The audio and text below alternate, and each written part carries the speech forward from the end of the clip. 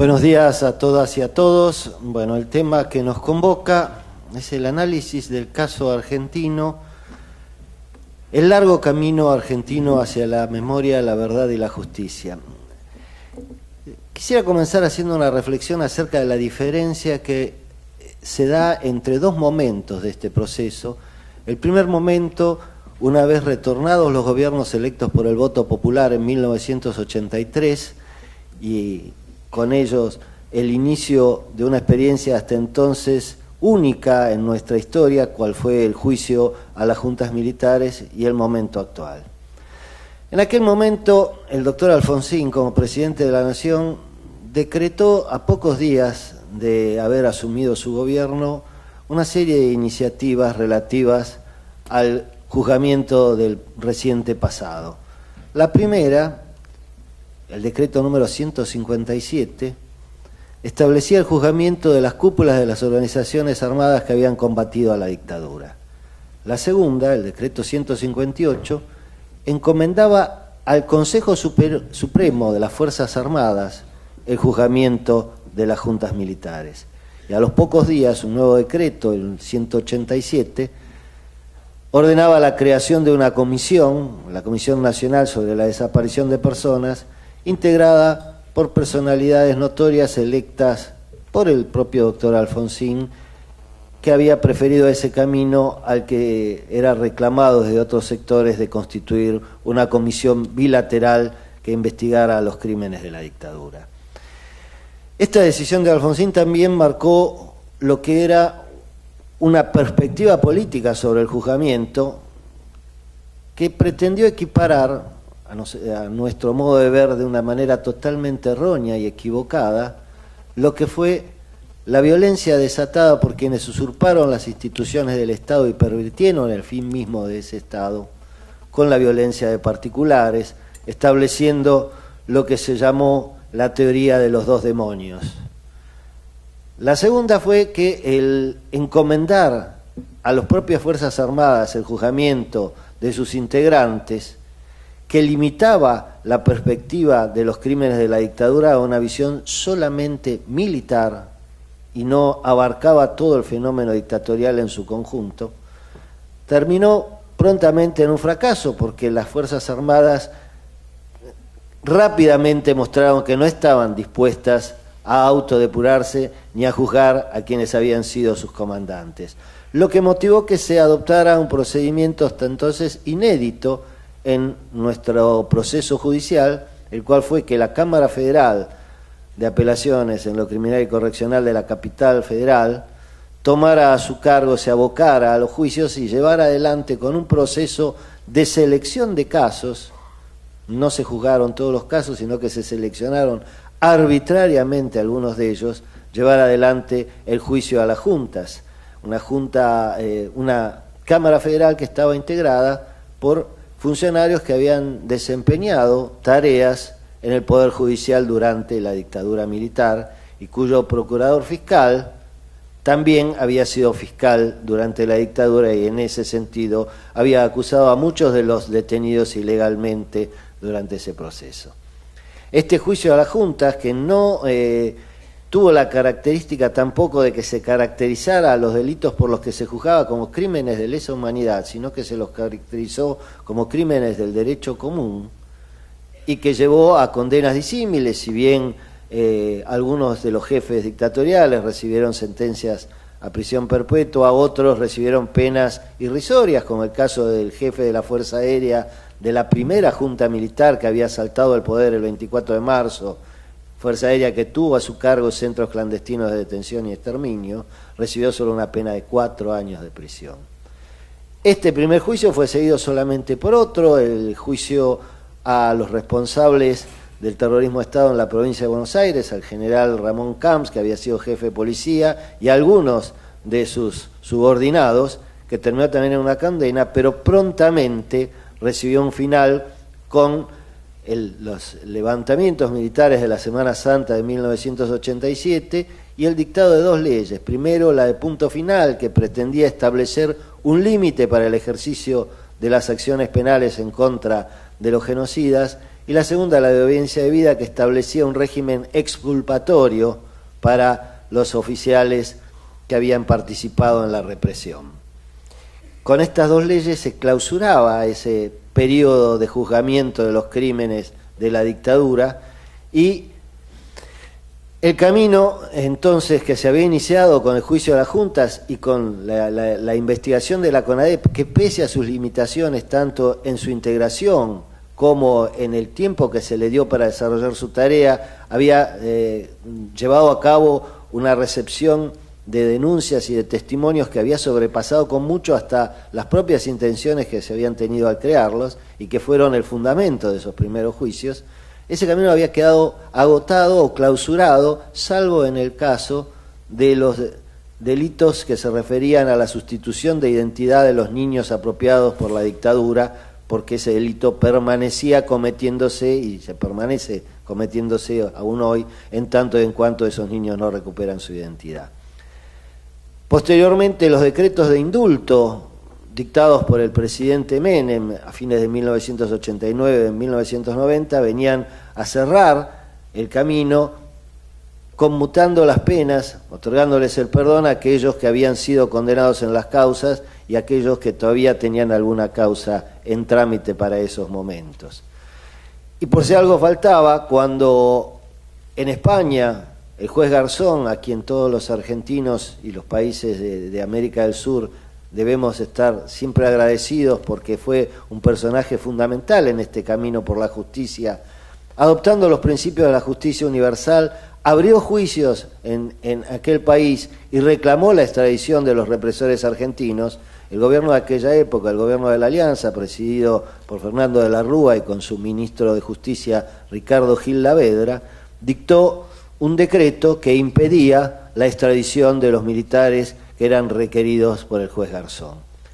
Con ese cuadro parecía al 2003 que no había ninguna posibilidad en este país de reclamar por la memoria, por la verdad y la justicia. Sin embargo, los organismos de derechos humanos, y esto es un caso que conviene destacar y remarcar siempre, que nunca recurrieron a la venganza personal o a la justicia por mano propia, sino que aún en ese escenario donde parecían clausurados los caminos legales, mantuvieron vivo el reclamo a nivel local, a nivel internacional, reclamando en otros países, en España, en Francia, en Italia, en Alemania, ante el sistema interamericano de protección de los derechos humanos, mantuvieron vivo ese reclamo, y ese reclamo llevó a que algún juez en el año 2001 declarara la inconstitucionalidad de aquellas leyes en una decisión que hasta entonces nunca había sido adoptada, salvo cuando se habían decretado y por algunos pocos jueces cuyos fallos habían sido luego revocados. Ese antecedente en el 2003 no hubiera permitido tampoco tal vez la posibilidad de la reapertura de los juicios si no hubiera habido una decisión política del presidente que asumió el 25 de mayo de 2003, de Néstor Kirchner, de impulsar la anulación por el Parlamento de esas leyes, que se llevó a cabo en agosto del 2003, y conjuntamente de otorgarle jerarquía constitucional a la ley que ratificaba la Convención sobre la imprescriptibilidad de los crímenes de guerra y de lesa humanidad. Esas dos leyes, la ley que jerarquizó constitucionalmente a esa convención y la ley de nulidad de las leyes de obediencia y punto final, fueron la piedra basal sobre la cual se permitió la reapertura de los juicios. Y esta reapertura fue acompañada por otra serie de medidas adoptadas desde el Poder Ejecutivo, una de las cuales fue el encargar a la Secretaría de Derechos Humanos, como órgano específico del Poder Ejecutivo de la Nación, que se presentara como parte querellante en los juicios que se reabrían por los crímenes de lesa humanidad. Esta decisión, que en algunos casos fue resistida e incluso cuestionada, también desde organismos que actuaban en los juicios o de abogados que habían participado en ellos, que no entendían muy bien cómo era el sentido de que un órgano del Estado participara en juicios por crímenes que se habían cometido desde el mismo Estado, tenía un profundo sentido político y se inscribía dentro de lo que fue la recuperación ética del Estado que se emprendió desde 2013 en adelante. Porque lo que se quiso dejar en claro con la presentación de la Secretaría en representación de ese Poder Ejecutivo en los juicios fue que este Estado, el Estado democrático, no es continuidad de ningún otro Estado que haya adoptado formas terroristas, que el mito de la continuidad jurídica que muchas veces se sostuvo en nuestro sistema legal, como que existiera una misma continuidad entre el Estado terrorista y el Estado democrático, debía ser derribado, porque formaba parte de la construcción de una institucionalidad democrática que tenía como base entender que sobre el olvido y sobre la impunidad es imposible construir una sociedad verdaderamente democrática, que solo el respeto irrestricto de los derechos humanos, que implica el juzgamiento de aquellos que atentan en contra de ellos, es lo que permite a una sociedad avanzar por el camino de la democracia y de la libertad. Este proceso no fue, sin embargo, fácil, porque enfrentó resistencias y muy duras dentro de otros núcleos de los poderes del Estado, sobre todo en el Poder Judicial. Poder Judicial que había sido funcional de alguna manera a la impunidad, que no había cuestionado en su gran mayoría los juicios, las leyes de impunidad ni los decretos de indulto, y que ante la reapertura de esos juicios, en algunos de sus sectores y sobre todo en sectores de gran jerarquía, en el caso de la Cámara Nacional de Casación Penal, el segundo tribunal en importancia después de la Corte Suprema de Justicia de la Nación en nuestro sistema judicial, mantuvo frenados los procesos durante largos años. El presidente de esa Cámara, que luego de ser acusado ante el Consejo de la Magistratura y de haberse pedido su juicio político, renunció. Alfredo Bisordi a los pocos días asumía como defensor de los represores, de uno de los represores más connotados, el ex policía Luis Abelardo Patti. Entonces, sin embargo, este proceso fue avanzando en una tarea conjunta que tuvo que enfrentar esas dificultades, tuvo que enfrentar dificultades en los jueces que no entendían el rol que asumían los testigos, víctimas y querellantes, que necesitaban un tratamiento especial, diferenciado, porque nunca se había dado en nuestro país esta característica de testigos víctimas que impulsaban juicios en los cuales el propio Estado, aún usurpado por la dictadura cívico-militar, era quien había lesionado o vulnerado sus derechos.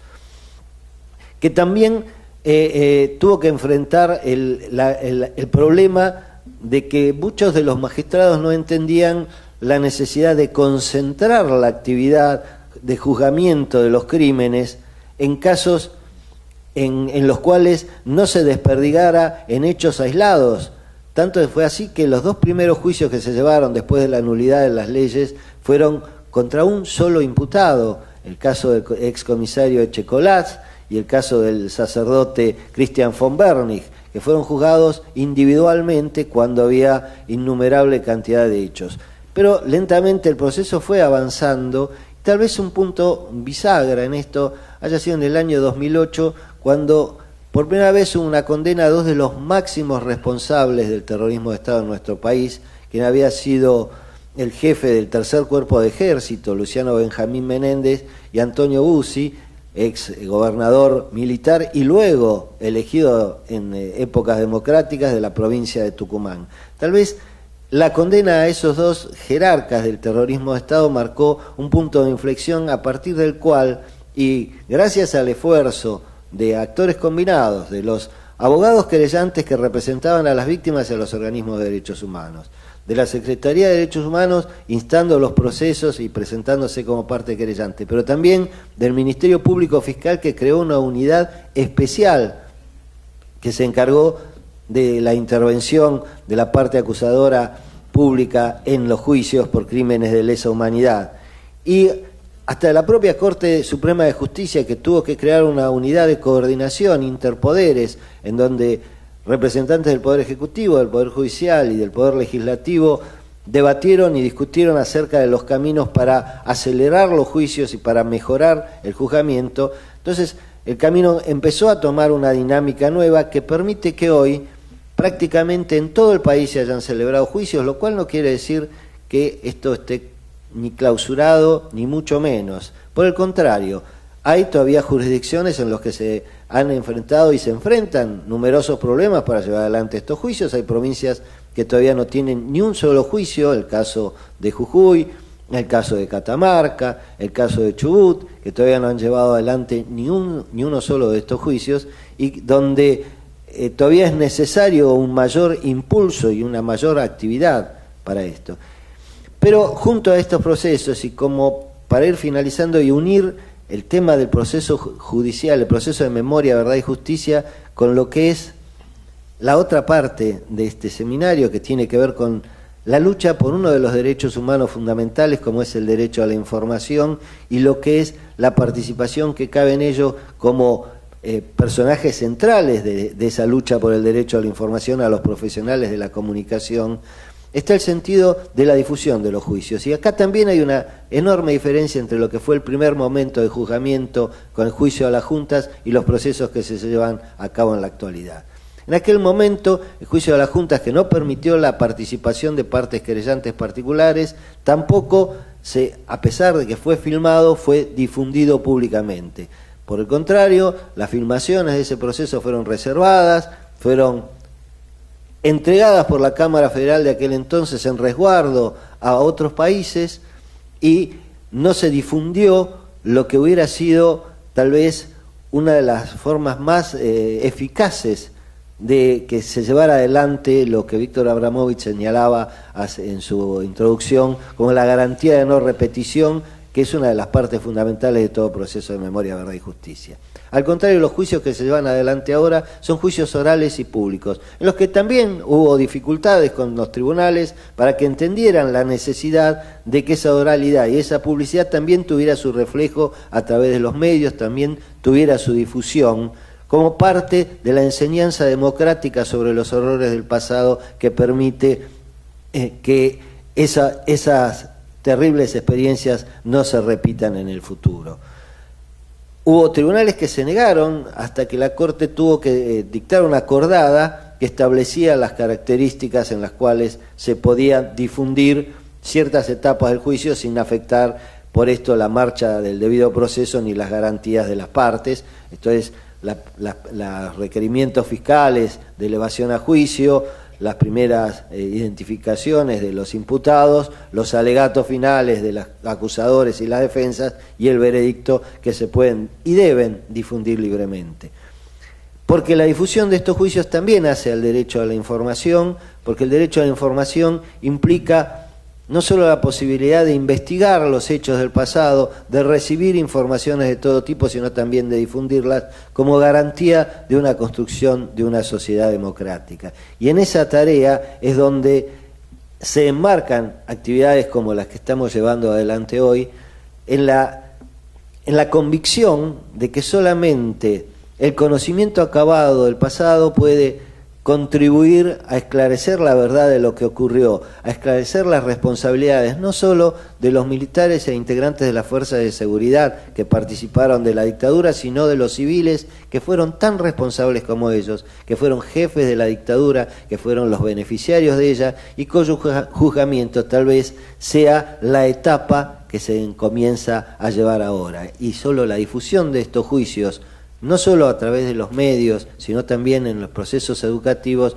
nos va a permitir consolidar una cultura de derechos humanos que haga imposible la vuelta al pasado y que transforme al nunca más de una consigna en una realidad. Muchas gracias.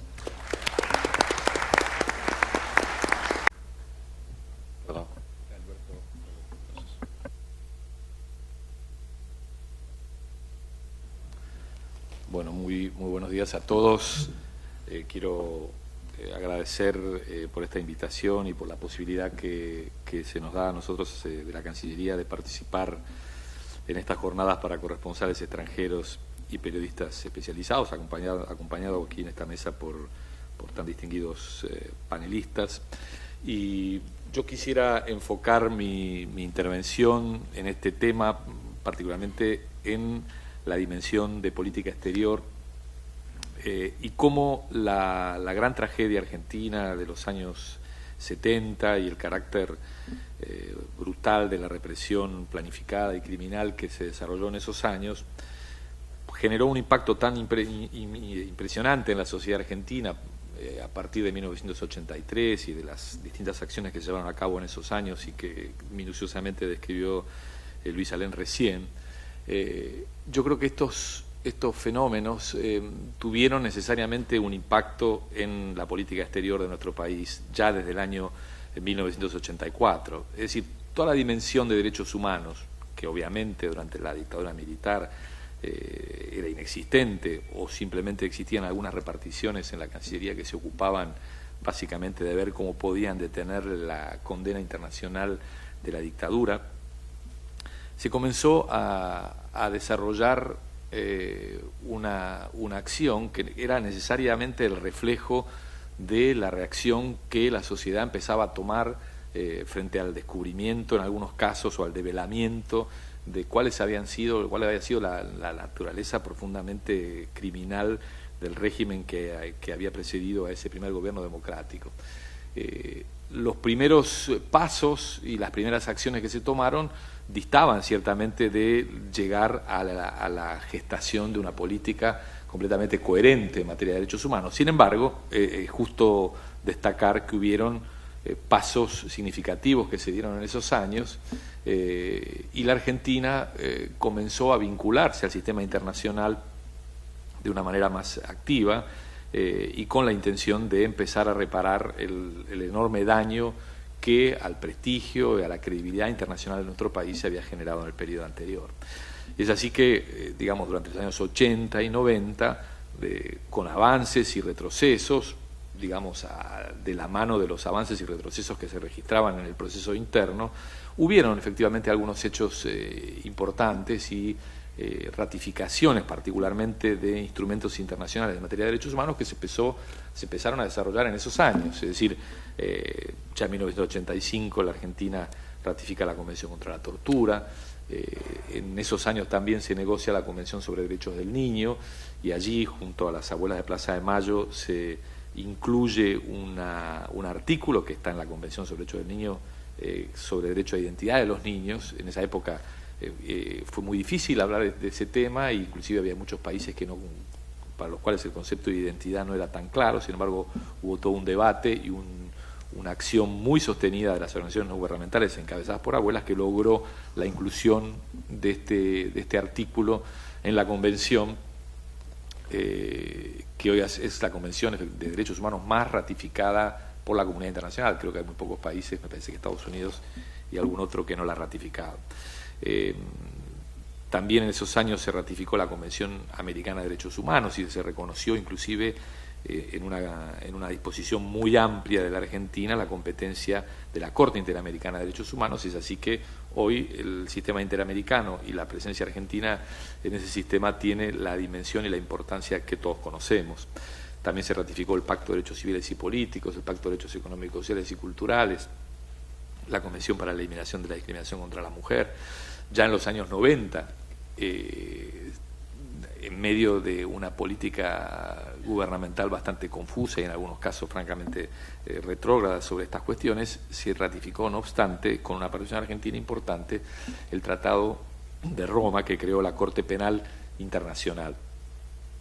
Señalo estos hechos porque de alguna manera fueron generando, digamos, una dimensión particular en la política exterior argentina que pasaba por la promoción y la protección de los derechos humanos.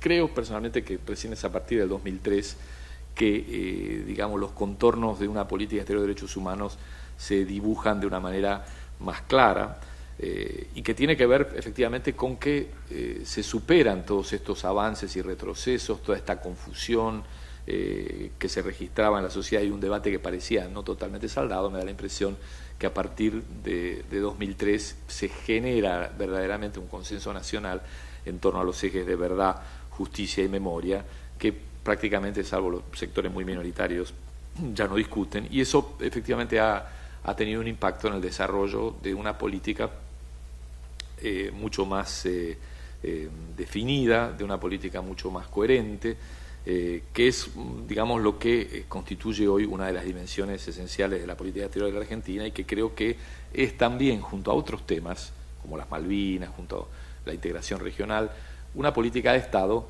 que cualquiera sea el devenir argentino, me parece que va a permanecer como una marca distintiva de la Argentina y que nos ha caracterizado en nuestra performance en los organismos internacionales y en general en nuestra política.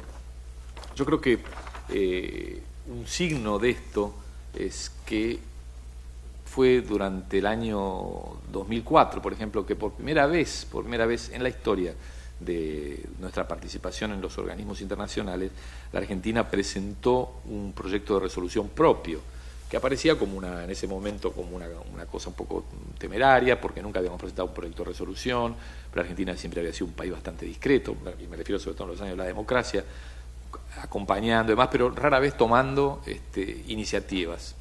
Y en esa oportunidad nosotros presentamos una iniciativa sobre el derecho a la verdad, esta idea que existía a partir de los juicios a la verdad y a partir del caso ayer de la PACO ante la Comisión Interamericana de Derechos Humanos, y fue así que en el marco de la Comisión de Derechos Humanos presentamos un proyecto de resolución sobre derecho a la verdad, en la idea de que este es un derecho humano que debía ser incorporado al conjunto de derechos fundamentales que garantiza el sistema internacional. Y nos fue bastante bien, logramos el copatrocinio de prácticamente 50 países de todas las regiones, por este medio se reconoció de una manera autónoma el derecho que asiste a las víctimas de violaciones graves y sistemáticas a los derechos humanos, así como a sus familiares y a la sociedad en su conjunto, a conocer la verdad sobre tales violaciones, las circunstancias que las rodearon y la identificación de los responsables. A partir de esta resolución se reconoció la necesidad imperativa de que la sociedad en general conozca la verdad sobre los cuadros de graves violaciones, en particular la identidad de los autores y las causas, los hechos y las circunstancias en que se cometieron. Consagra además esta resolución la obligación por parte de los Estados de preservar los archivos y otras pruebas relativas a violaciones manifiestas de derechos humanos y violaciones al derecho internacional humanitario para facilitar el conocimiento de estas violaciones, investigar las denuncias y proporcionar a las víctimas acceso a un recurso efectivo de conformidad con el derecho internacional. Digamos, una resolución similar también se reprodujo en la OEA y hoy, digamos, ha sido incorporada a la actividad de lo que es hoy el Consejo de Derechos Humanos esta noción de derecho a la verdad que nosotros consideramos que se inició internamente y hoy, digamos, es reconocida internacionalmente y creemos que ha sido una contribución muy significativa que la Argentina ha hecho y que resulta obviamente aplicable a otros procesos en los que ocurran cuestiones similares. Recientemente también la Presidenta de la Nación en la Asamblea General de las Naciones Unidas en el año 2008 dijo que era muy importante trabajar sobre el tema de la creación de bancos de datos genéticos como mecanismo para dar cuenta de las violaciones a los derechos humanos y para poder identificar a las víctimas. Fue así que trabajamos mucho con la Secretaría de Derechos Humanos en la idea de presentar una nueva resolución, u otra resolución, además de la que habíamos presentado sobre el derecho a la verdad, sobre esta cuestión del banco de datos genéticos. Y efectivamente la presentamos y fue aprobada por el Consejo de Derechos Humanos, una resolución en la cual se enfatiza el rol de la utilización de la genética forense en la identificación de restos de víctimas de violaciones a los derechos humanos y que buscan promover un mayor involucramiento de la comunidad internacional en esta temática mediante la posibilidad de considerar la posibilidad de redactar un manual que sirva de guía para la aplicación más efectiva de la genética forense, incluida, según proceda, la creación y gestión voluntaria de bancos genéticos con las debidas garantías. Así que esta fue otra de las acciones que la Argentina pudo desarrollar en el Consejo de Derechos Humanos, que constituyen, digamos, contribuciones para, digamos, garantizar mecanismos más efectivos de protección y que creo que ya han sido incorporados de una manera muy efectiva por estos organismos. Otra cuestión en la que trabajamos mucho y que es una cuestión de larga data, porque digamos los familiares de desaparecidos habían planteado este tema ya a principios de los años 80. Ustedes posiblemente hayan oído hablar de un coloquio que tuvo lugar en París, que fue organizado por digamos, organizaciones de derechos humanos y exilados en Francia en ese momento y en otros países europeos, un coloquio que tuvo lugar en el Senado de París sobre la creación de una convención sobre desapariciones forzadas de personas. Esto se inició en 1981, fue una iniciativa de los familiares, muchos juristas trabajaron y con el transcurso de los años se trató de incorporar o de crear una convención en el marco del sistema de Naciones Unidas. Fue un trabajo de largo aliento que culminó hace algunos años, hace unos pocos años, 3 años creo, con la negociación en la que participaron, particularmente en el caso de la Secretaría de Derechos Humanos, el doctor Matarolo fue el negociador argentino, la Convención para la Protección de todas las personas contra las desapariciones forzadas. Este fue un trabajo diplomático que nos costó un gran esfuerzo a nuestras delegaciones y demás, lo hicimos juntamente con Francia y finalmente se logró la sanción de esta importante convención que tiende a promover el reconocimiento de la desaparición forzada de personas como un delito autónomo y como un crimen de lesa humanidad, por lo tanto un crimen de carácter imprescriptible.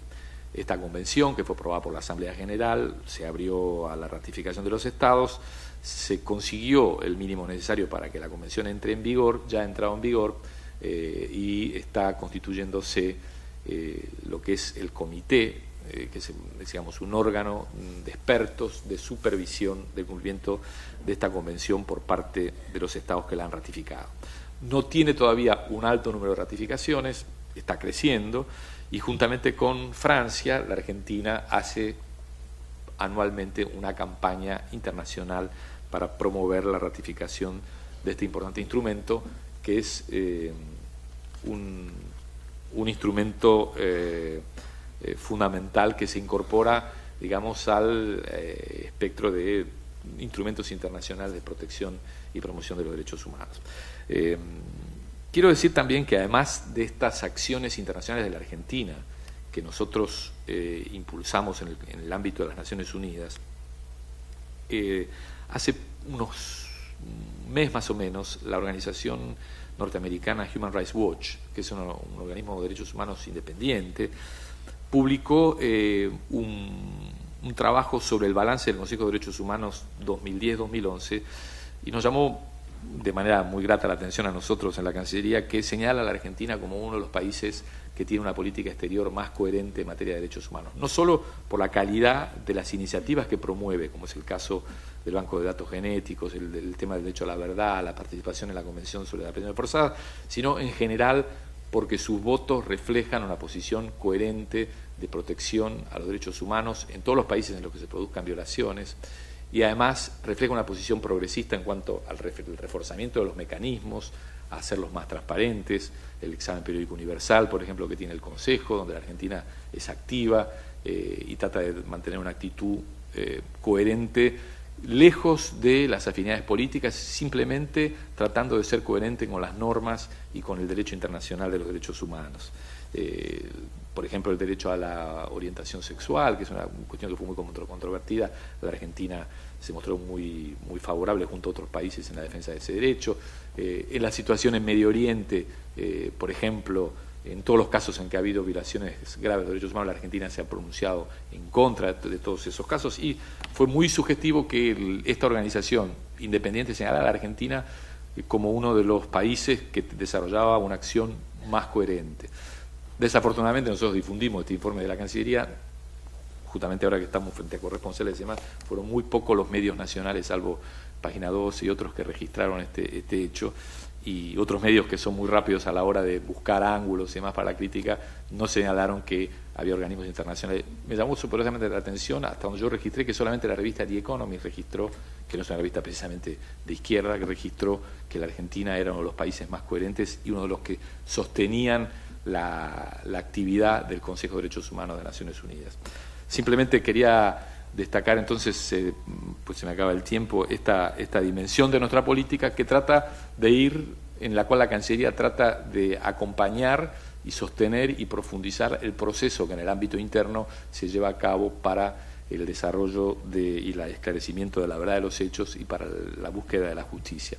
Y es en esta perspectiva que nuestra obligación como funcionarios es que la Cancillería acompañe este proceso y efectúe en nuestro país una contribución para que no, de alguna manera, haya mecanismos internacionales que impidan que en otros países del mundo pueda producirse o reproducirse las tragedias que nos tocó vivir a nosotros hace los años 70. Así que era esta la dimensión que me parecía que podía ser de interés para hoy. Muchas gracias. Ahora Ana Oberle. Bueno, buenos días.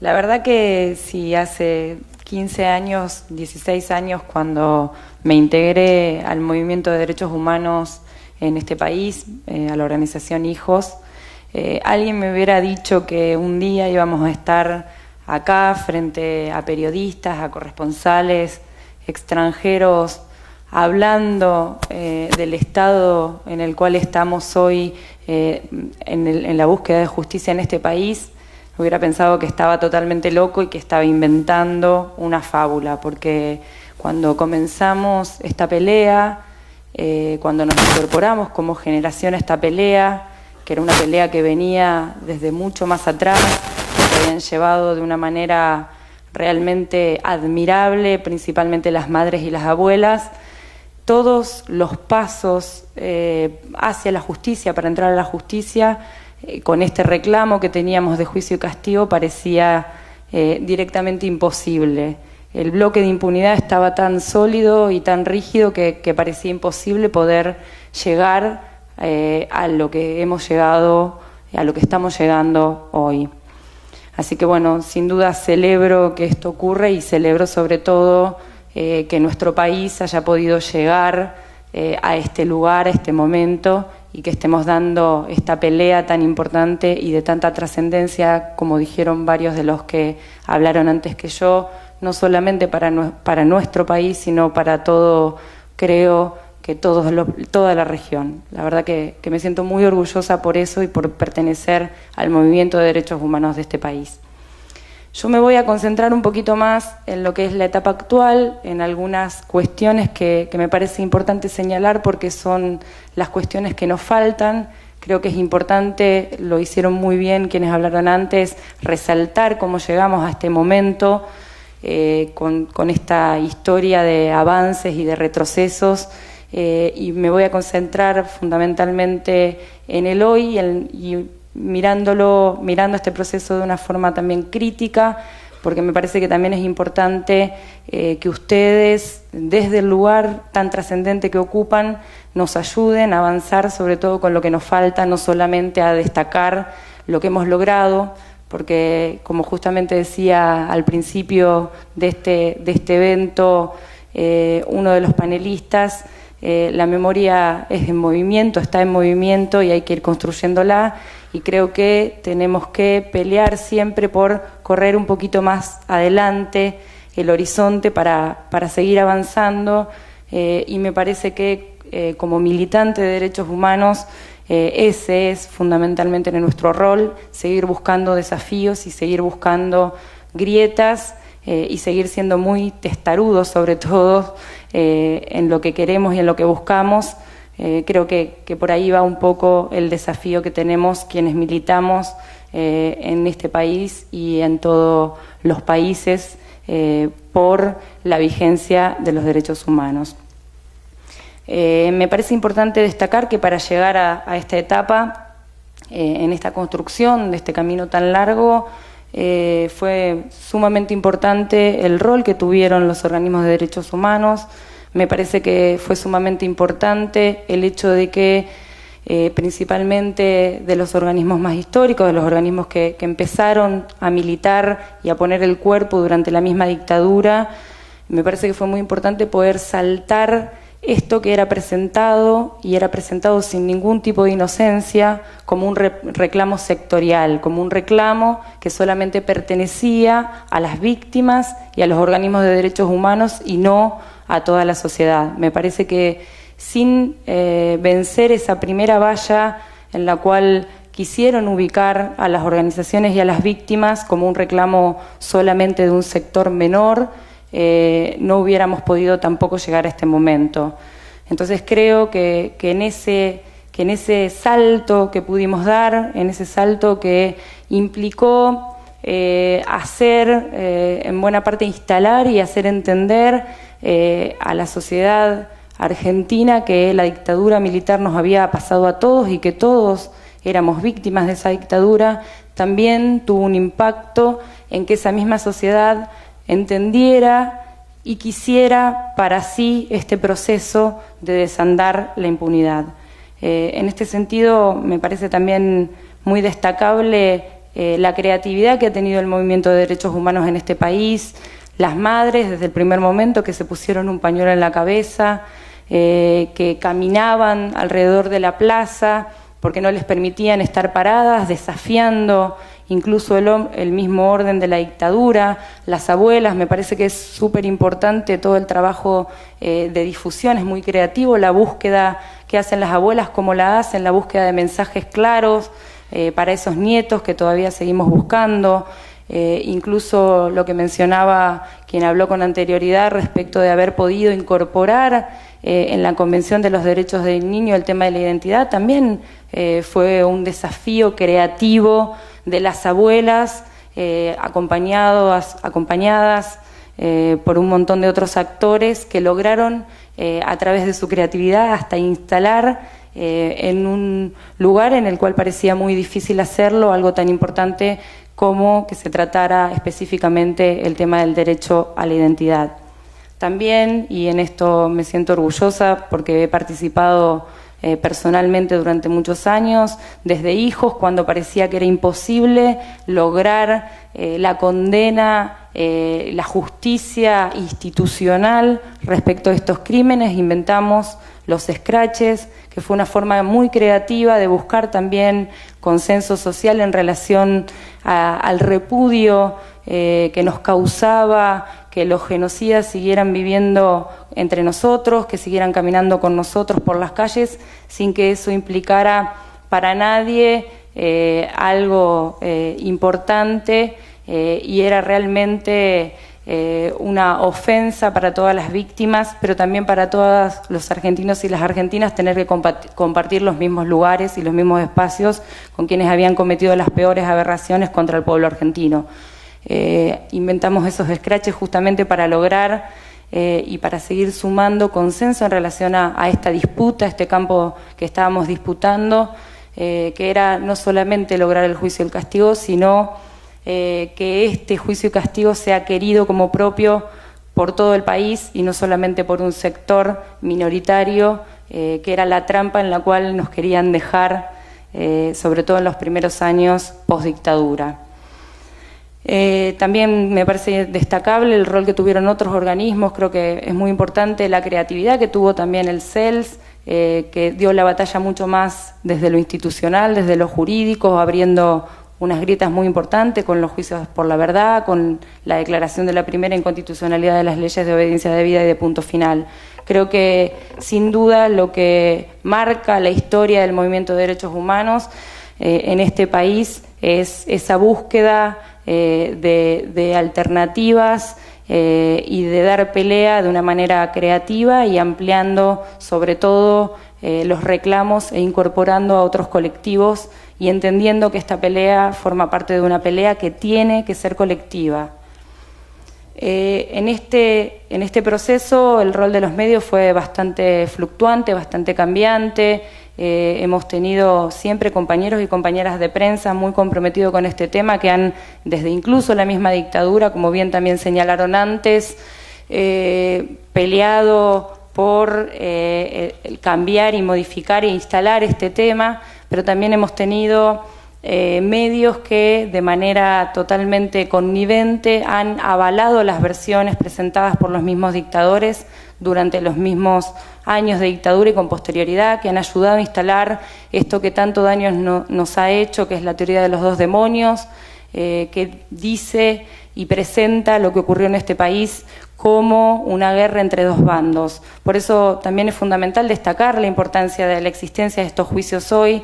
Estos juicios han demostrado claramente que lo que existió en este país fue un terrorismo de Estado, que las víctimas sufrieron de manera, estando en total indefensión, la violencia sistemática por parte del Estado terrorista y que nada, de ninguna manera, puede justificar esta violencia.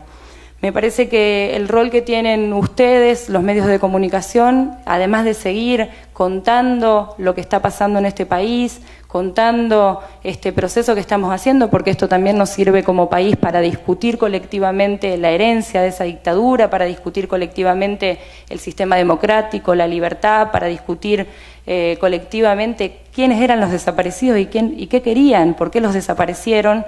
Además de todo eso, me parece que es importante para avanzar con algunos temas que tenemos más trabas. Quiero señalar brevemente los que considero más relevantes. Resulta muy difícil hoy por hoy en estos juicios lograr imputar a civiles que tuvieron una participación muy importante en lo que fue la represión. Resulta dificilísimo, casi imposible lograr imputar a jueces que durante la misma dictadura fueron quienes brindaron el ropaje de legalidad para presentar estos hechos represivos como legítimos, que también sirvieron en muchísimos casos para justificar el terrorismo de Estado, porque decían, bueno, acá tenemos esta banda terrorista que hemos secuestrado y que esta banda terrorista cometió tal y tal episodio, y en realidad se trataba de confesiones, entre comillas, sacadas bajo tormento a personas que habían sido previamente torturadas, y esos jueces aceptaron esa versión sabiendo que era mentira. Creo que ese es un punto, un foco muy importante en el cual tenemos que avanzar, y por eso también es muy importante que esto se difunda como lo que nos falta. También me parece que es sumamente importante avanzar sobre el tema de lo que fue la violencia de género y la violencia sexual. Creo que contra las mujeres particularmente, las mujeres sufrieron una violencia diferenciada que tenía que ver con el odio y el ensañamiento que daba que esas mujeres habían transgredido doblemente el orden que la dictadura quería imponer, porque eran militantes, pero también eran mujeres que se habían salido del rol que la sociedad machista en ese momento tenía para ellas. Creemos que es muy importante que esto quede establecido en las sentencias, creemos que es muy importante que se les ponga el nombre que tienen que tener. Las violaciones sexuales son violaciones sexuales, no son tormentos. Creemos que es muy importante que se destaque que esas mujeres, por ser mujeres, sufrieron un plus de violencia distinto al de sus compañeros de cautiverio, que fueron obligadas en muchos casos a parir de maneras indignas, en la mayoría de los casos, sometidas a todo tipo de vejaciones. Creemos que eso es todavía lo que nos falta, eso es lo que más nos cuesta. Todavía es difícil que los operadores judiciales y los jueces entiendan esta dimensión particular que tuvo sobre las mujeres la represión. Otro de los puntos que me parece que también es importante destacar es que también los medios tienen que ayudarnos a contraatacar, a contrarrestar esta política que se está empezando a dar la derecha de querer presentar algunos casos que presuntamente fueron cometidos por organizaciones armadas como casos de delitos de lesa humanidad. Estoy refiriéndome a algunos avances que ha habido, por suerte son muy pocos, pero existen, en relación a imputar a algunas personas que presuntamente habrían participado en organizaciones armadas de delitos o presuntos delitos o atentados que se cometieron durante la dictadura. Obviamente no pueden ser equiparados a acciones, si es que existieron, porque en realidad sabemos que también muchas de ellas fueron inventadas para dar publicidad y legitimidad a la misma dictadura, a lo que fue el terrorismo de Estado, y de ninguna manera pueden ser equiparados a delitos de lesa humanidad. Pero también es muy importante que esto se difunda, porque justamente es la nueva versión ayornada de la teoría de los dos demonios, y por eso necesitamos que desde la prensa se contrarreste, que no se le dé espacio a estos pedidos que además no tienen ningún asidero jurídico más allá de la connotación y la estrategia política que persiguen. Bueno, voy a tener que terminar porque me queda un poco de tiempo, pero quiero fundamentalmente destacar algunas cosas, y creo que es fundamental que esto se promueva, porque todavía nos quedan muchas cosas, nos faltan muchas cosas. Estos juicios tienen mucha actualidad, y que se conozcan sigue siendo extremadamente necesario, y esto no lo digo solamente por lo que dije antes en relación a que se debata colectivamente lo que nos pasó como país. Creo que hay cosas mucho más urgentes. Todavía nos resta saber los nombres de muchos de los responsables de estos hechos. Los responsables de estos hechos se ampararon en la clandestinidad, usaban sobrenombres para no ser reconocidos. El hecho de que esto se difunda permite que algunas personas se empiecen a acercar porque conocían a tal o cual que era vecino, no ya porque eran víctimas, sino porque lo veían llegar a lo mejor de madrugada, y cuenten quiénes eran, y esto nos permite que varias de estas personas que todavía siguen impunes las podamos encontrar. Esto es muy importante. También es muy importante en relación a otra parte que nos falta y que tenemos como un compromiso muy importante, que es la búsqueda de los cuerpos de las personas que todavía están desaparecidas. Con la difusión de estos casos, de estos juicios, mucha gente también se anima a contar, personas que trabajaban en los cementerios, personas que trabajaban a lo mejor al lado de un descampado, y esto es trascendente porque para quienes tenemos algún familiar desaparecido, que hemos sido privados por el Estado de la posibilidad de un duelo, de la posibilidad de un entierro, tiene inusitada trascendencia que encontrar a los restos. Y por último, me parece que también es fundamental, y creo que es el tema que más actualidad tiene, que todavía estamos buscando a 400 hoy jóvenes, en su momento niños, que fueron apropiados por la dictadura militar, y sin la ayuda que nos pueden brindar los medios de comunicación para difundir esto, difícilmente lleguemos a encontrarlos. Por eso les pido, como representante del Movimiento de Derechos Humanos de Argentina, que desde el lugar que ocupen sigan construyendo y ayudándonos a construir este camino de búsqueda de justicia, que no solamente se limita a lograr el juicio y el castigo en la justicia institucional de quienes llevaron adelante esta atrocidad, si bien esto es una parte muy importante, sino a buscar y a encontrar todo lo que dije con anterioridad, y fundamentalmente a que podamos como país cerrar en cierta forma esta historia y poder seguir con la alegría de haber encontrado fundamentalmente a los 400 jóvenes que todavía nos faltan. Nada más.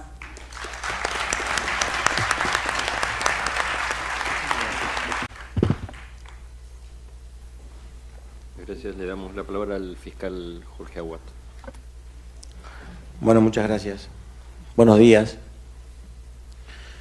En primer lugar, quiero agradecer la invitación que nos cruzaron a la Unidad de Coordinación y Seguimiento de las Causas por Violación a los Derechos Humanos durante el Terrorismo de Estado de la Procuración General de la Nación, y consecuentemente aclaro que vengo en representación de esa unidad y de todos sus integrantes, que con un trabajo fecundo han hecho posible que este cometido de la Procuración General lo hicieron realidad, y fundamentalmente fructificó consagró de algún modo un logro muy importante para nosotros de lo institucional. Pero más allá del agradecimiento a la invitación, en verdad quiero agradecer a los organizadores fundamentalmente la iniciativa de la creación de estos foros. Digo que es lo más importante que quiero tributarle como agradecimiento, porque en verdad los foros han sido la caja de resonancia y han operado como una especie de ortopedia social para que la memoria colectiva tenga vigencia en el país. Y digo la trascendencia de la memoria colectiva porque en verdad de lo que se trata es cuánto operó esta idea de mantenimiento en el inconsciente colectivo, esta cuestión de las violaciones a los derechos humanos. La importancia de la memoria colectiva está dada porque se opone básicamente a un proyecto de olvido.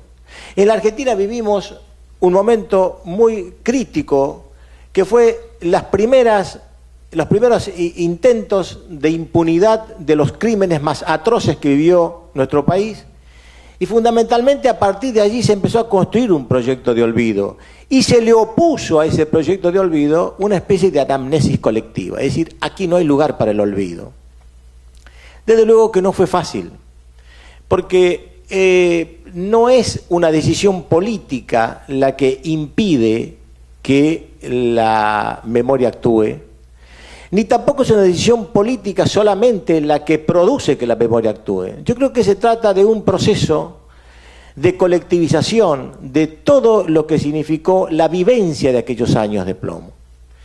Si la memoria colectiva, si la historia en verdad comienza cuando termina la tradición, podemos empezar a pensar que la memoria esta de la que estamos hablando hunde sus raíces mucho más atrás incluso de la propia dictadura militar de los 70. De modo que es importante rendirle un homenaje y tributarle un reconocimiento a este esfuerzo de la sociedad en su conjunto y de los organismos fundamentalmente que hicieron posible que estos foros hoy cumplieran ese rol de motorizar, de polea de transmisión de aquellos tiempos y tener presente lo que ocurrió. Porque como decía un historiador, creo que un filósofo, Reyes Mate, hablaba de que en verdad de lo que se trata no es solamente recordar lo que pasó, sino también el proceso de memoria permite recordar lo que no pasó. Se trae aquí al presente lo que aquellos tiempos no pasó. Aquellos proyectos de toda esa generación que se frustraron también forman parte del presente. Por eso digo muchas veces que hay 2 o 3 palabras que les alborota el gallinero. La palabra de memoria y los derechos humanos. Me parece que les alborota el gallinero porque en verdad les frustró ese proyecto de mirar lo que pasó como aquello que alguna vez un filósofo hablaba de la florecida del camino. El costo de esa civilización, la sociedad en su conjunto se resistió a pagarlo. Ese concepto bastardo que tenían.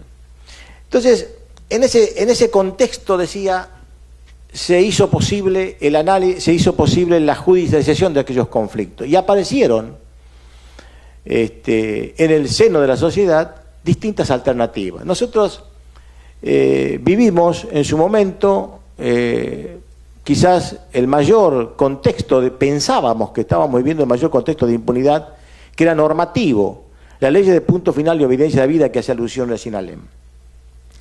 Y en verdad, ese cepo de impunidad, que nos parecía que era el más importante, el que había que derribar, lo logramos por decisiones políticas. Es decir, hubo un hombre de la política, que si la política es escuchar el clamor de la sociedad, este hombre escuchó el clamor de la sociedad y lo hizo realidad y motorizó un proyecto de ley y hizo realidad, decía, la nulidad de aquellas leyes, de ese cepo normativo. Derribamos el cepo normativo. Y pensamos que en verdad ese cepo normativo derribado teníamos ya expedito el camino y nos habíamos equivocado de cabo a rabo.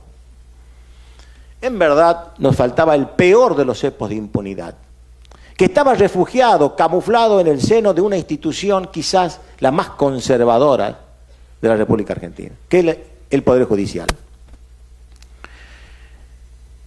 Claro, ese Poder Judicial que todavía estaba atado a los viejos paradigmas de aquel viejo país, se resistía a aceptar los nuevos desafíos, no estaba preparado. Yo dije muchas veces que los jueces del 9 de diciembre del 83 eran jueces de la dictadura y el 11 de diciembre eran jueces de la democracia. Ese mismo Poder Judicial tenía que revisar sus propias conductas. Se pusieron en jueces de sus propios pleitos porque eran cómplices de aquellos años de plomo. Entonces, empezamos a diseñar estrategias. ¿Cómo enfrentar, cómo superar este nuevo cepo de impunidad? Porque en verdad ya nos encontrábamos con estrategias mucho más sofisticadas. Jueces que se resistían a avanzar en las investigaciones.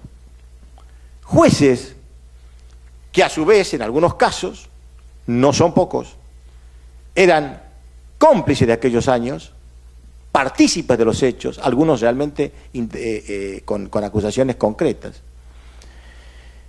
Y también con estrategias procesales que eran funcionales a la impunidad. ¿Qué había pasado? Empezaron con cierta inteligencia procesal a alambicar las causas. Esto significaba una proyección de terminar estos juicios en un plazo no menor a 20 o 30 años. Fíjense que todavía tenemos nada más que escasamente un 20% de condenas firmes y ya estamos orillando los 10 años de procesos. Imaginémonos si nosotros tuviésemos procesos alambicados como tuvimos a lo largo de distintas jurisdicciones del país, con por un caso una víctima y un imputado. ¿Cuántos juicios nos esperarían todavía y cuál sería la contabilidad de estos juicios? Entonces, pensamos desde el Ministerio Público cómo resolver este problema y llevábamos propuestas de trabajo. ¿Cuánto costó viabilizar, instalar este discurso de concentración de las causas penales para avanzar en la investigación y poder terminar en un plazo más o menos razonable los juicios que estaban en trámite? Porque en verdad, y nosotros dijimos desde la unidad de coordinación, que de lo que estaba pasando era que habíamos reivindicado otro tipo de punto final, que era el biológico. Teníamos a corto plazo, y que ya lo estamos viviendo, imputados que se mueren, víctimas que se mueren, testigos que se mueren. Estamos hablando de causas de 35 años. Esta era la realidad que nos tocaba vivir. Todavía nos cuesta en muchísimas jurisdicciones consagrar e instalar este discurso. Decía que la cuestión de la impunidad tiene que ver también con el discurso de los propios imputados. Aquí se estaba instalando y se sigue filtrando por algún recoveco la cuestión de la guerra y la cuestión de los dos demonios. Este discurso, en verdad, es funcional también a la impunidad.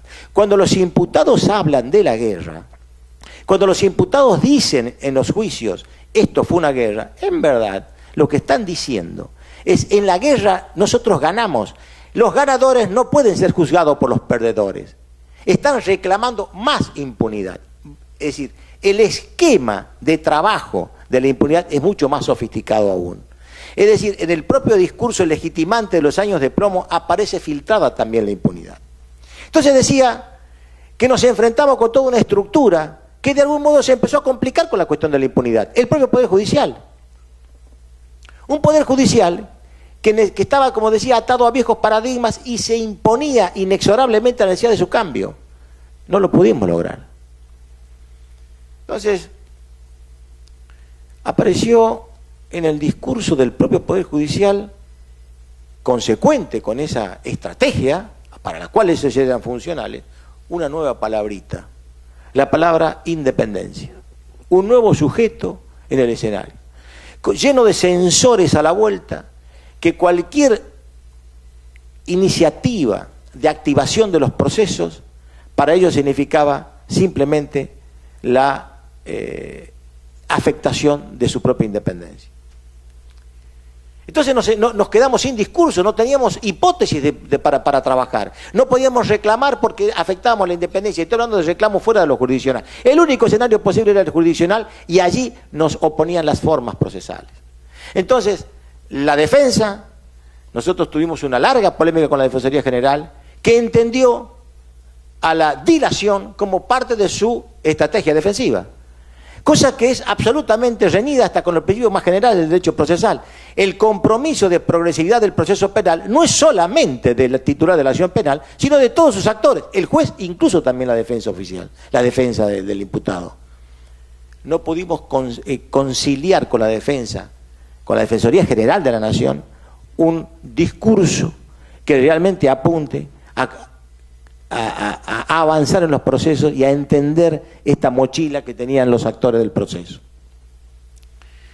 Entonces decía que el problema central es que el tema de la impunidad incluso nos daría un escenario para mayores discusiones todavía, o por lo menos para verificar por dónde incluso se puede seguir filtrando. Yo hablaba de la memoria colectiva y de la importancia y la trascendencia que tiene como la memoria en acción, porque es la única herramienta para oponer a todos estos proyectos de destrucción institucional. Porque hay un tema que yo siempre observo con agudeza. Cuando estos procesos de juzgamiento de los crímenes más atroces de la dictadura vienen generalmente atados en el discurso que no lo aceptan a los procesos, que niegan la vigencia de estos juicios, la necesidad de estos juicios, viene atado a un discurso absolutamente vinculado a un Estado policial. Fíjense, yo digo siempre, ¿cómo analizamos el comportamiento de los propios jueces? Cuando yo veo que un juez se resiste con pertinacia a viabilizar, a tramitar estos procesos, veo el comportamiento en otras causas comunes, cómo le tira todo el sistema punitivo al vulnerable. Eso es coherencia ideológica. Entonces, en la base de este conflicto hay un tema profundamente ideológico. Yo creo que, decía, la lucha contra los actores del Poder Judicial, uno, obviamente aquí está en esta mesa un juez, a quien obviamente no le cabe el sayo, y yo creo que cuando uno describe fenómenos, lo hace, y lamentablemente pagan justos por pecadores. Pero lo que queda claro es que, en definitiva, la descripción del fenómeno no nos puede, nos obliga necesariamente a hacer esta interpelación profunda a un sistema que todavía tiene deudas con el conjunto de la sociedad. Yo cuando recién hablaba de la palabra independencia, esta nueva palabrita que apareció en el seno del Poder Judicial, como un adarve, como una especie de trinchera para esconder los intereses o los objetivos más abyectos. Yo decía, me acordaba, y suelo utilizar algunas referencias literarias, hay un cuento de Alberdi que se llama Peregrinación de la Luz del Día en América Latina, y trabaja con personajes de la literatura, fundamentalmente trae a la América, al Tartufo de Molière, al Quijote de Cervantes, a Sancho de Cervantes, y habla de la libertad. Y ahí, parafraseándolo de algún modo, dice, están los que dicen, y cambien la palabra libertad por independencia, los que dicen servirla y la explotan, esos son los tartufos. Y están los que dicen protegerla y la arruinan, esos son los Quijotes. Pero son los Quijotes, no el Quijote de Cervantes, sino el Quijote de Alberdi, mutado en América Latina, como también mutó el Tartufo de Molière. De lo que se trata es de evitar, yo digo siempre, abracémonos al Sancho y al Quijote de Cervantes, y no ni al Sancho, ni al Tartufo, ni al Quijote de Alberdi, que, como digo, arruinan al concepto de independencia, digo, que reemplazando por de libertad. En definitiva, el desafío que nos queda es seguir trabajando en forma permanente para la vigencia de esta memoria colectiva, que es el único camino posible para que estos juicios puedan seguir su trámite. No nos engañemos, aparecen todos los días discursos legitimantes de los años de plomo. Esos discursos legitimantes vienen camuflados. Cuando nos meten la discusión y la antinomia Estado policial, Estado de Derecho, cuando nos meten la garantía versus seguridad, esa antinomia, esa discusión de que todavía no logramos desalojar al Estado policial, es mucho lo que falta por hacer. La contabilidad de los juicios no resuelve el problema. El tema central que nosotros hoy vemos como el gran desafío de los tiempos que vienen es seguir trabajando por la vigencia del Estado de Derecho. Estas causas traccionan básicamente al Estado de Derecho. Consecuentemente, siguiendo un poco a Cervantes, lo único que les puedo decir es que el camino es mejor que la posada. Gracias.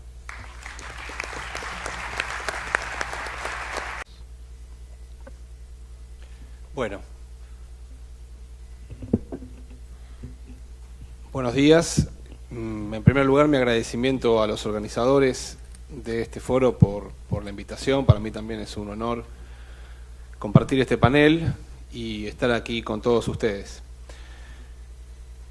En mi caso, bueno, yo estoy aquí como representante o miembro del Poder Judicial argentino, también, en definitiva, miembro de uno de los poderes del Estado Nacional, y quería entonces dejarles algunas impresiones acerca del trabajo que se ha venido haciendo en estos procesos judiciales relacionados con el terrorismo de Estado durante la última dictadura, sin dejar de tener en cuenta lo que recién decía Jorge Aguad acerca de las enormes dificultades que tenemos, incluso dentro de la corporación judicial o también del Ministerio Público, para hacer más eficiente y más sólido este proceso.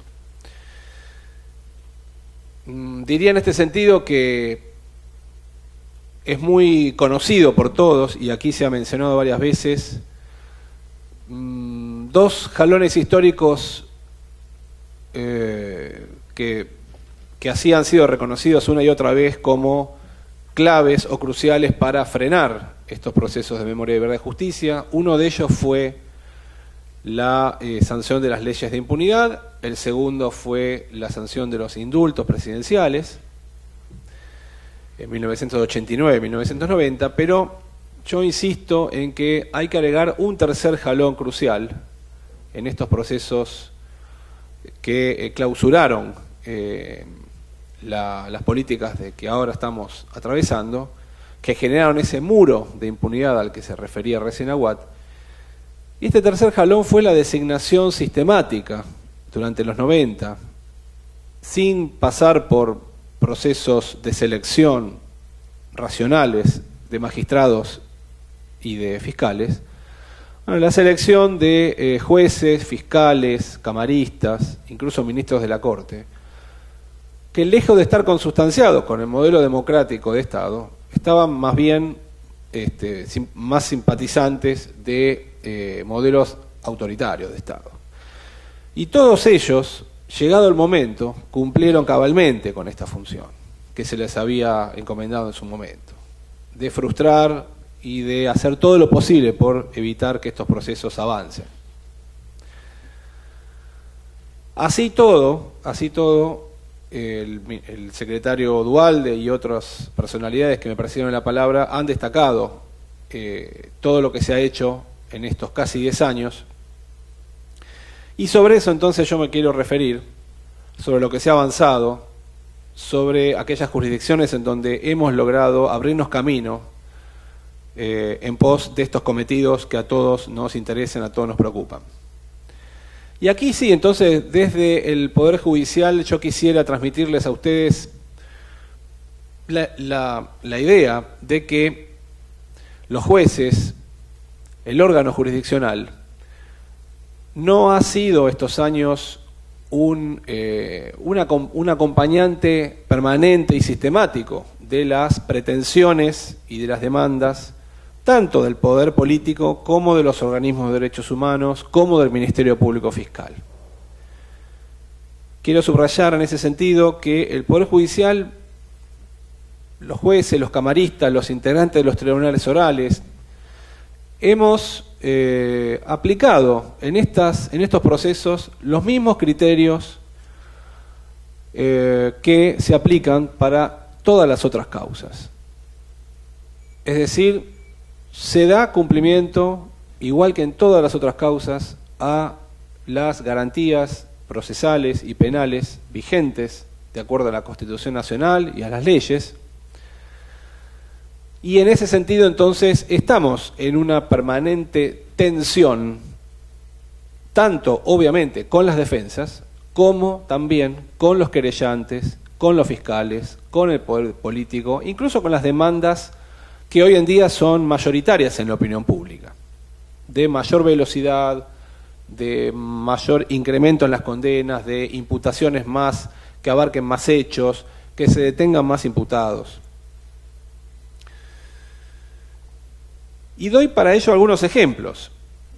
En la causa que tramitan el juzgado a mi cargo, que es una causa de considerables dimensiones, donde involucran miles de víctimas y cientos de victimarios, bueno, se ha avanzado con relación a ciertos centros clandestinos de detención y tortura, respecto de los cuales teníamos en el juzgado información, referencias, indicios, respecto de varias decenas de posibles autores, militares, policías, integrantes de la fuerza de seguridad. Algo así como de 40 o 50 de ellos. Sin embargo, solamente han sido identificados fehacientemente, detenidos, procesados, elevados a juicios y finalmente condenados alrededor de 20 de ellos. ¿Por qué? Porque está plenamente vigente el principio de inocencia o la presunción de inocencia. Es decir, los jueces, tanto en la primera instancia como en los tribunales orales, como las cámaras, estamos exigiendo los mismos estándares probatorios, la carga de la prueba que se requiere para cada una de esas imputaciones y respecto de cada uno de los delitos que se le imputan. Esto es lo que explica que hoy en día tenemos 260 condenas y no tenemos 1000. Estamos sujetados a la plena vigencia del principio de presunción de inocencia y de la carga de la prueba. Especialmente en estos casos en donde tenemos imputaciones gravísimas, las más graves que tenemos en el catálogo de delitos del Código Penal.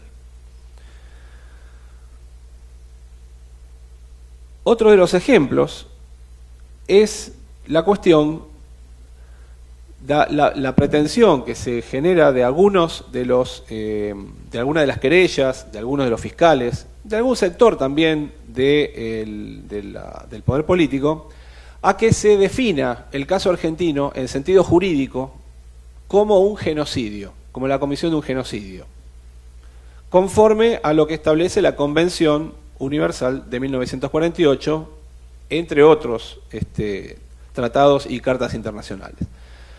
La gran mayoría de los jueces de los tribunales orales y de las cámaras están rechazando esta pretensión de las querellas o de alguna de las querellas y de alguno de los fiscales.